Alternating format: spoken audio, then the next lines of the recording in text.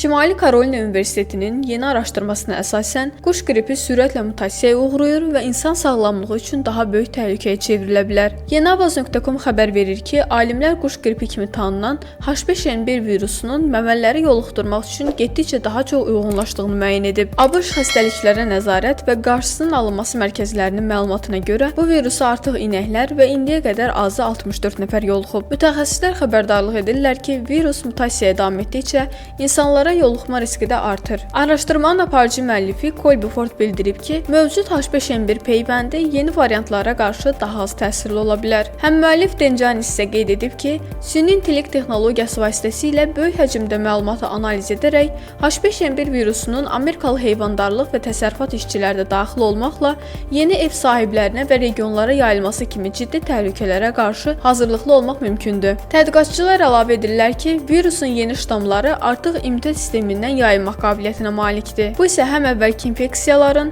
həm də peyvəndlərin verdiyi qorumanı zəiflədə bilər. Hazırda quş qripi heyvanlar arasında pandemiya hesab olunur. Virus yüzlərlə quş və kiçik məməli növünə təsir göstərib. Son dövrlərdə isə bu xəstəlik daha çox məməlilərdə, o cümlədən malqarada müşahidə olunur. Alimlərin fikrincə bu dəyişikliklərin virusun insanlara ötürülmə ehtimalını artırır. Araşdırmanın nəticələri AB Medicine jurnalında dərc olunub. Bundan əlavə, hələ də ekspert rəyi mərhələsində olan başqa bir araşdırma virusun əsas geninin dəyişdiyini üzə çıxarıb. Sözgedən gen virusun məməlilərin hüceyrələrinə daxil olmasına və ümumi müdafiədən yayılmasına şərait yaradır. Alimlər qeyd edirlər ki, sürətlə dəyişən viruslara qarşı effektiv mübarizə aparmaq üçün operativ elmi yanaşmalar vacibdir.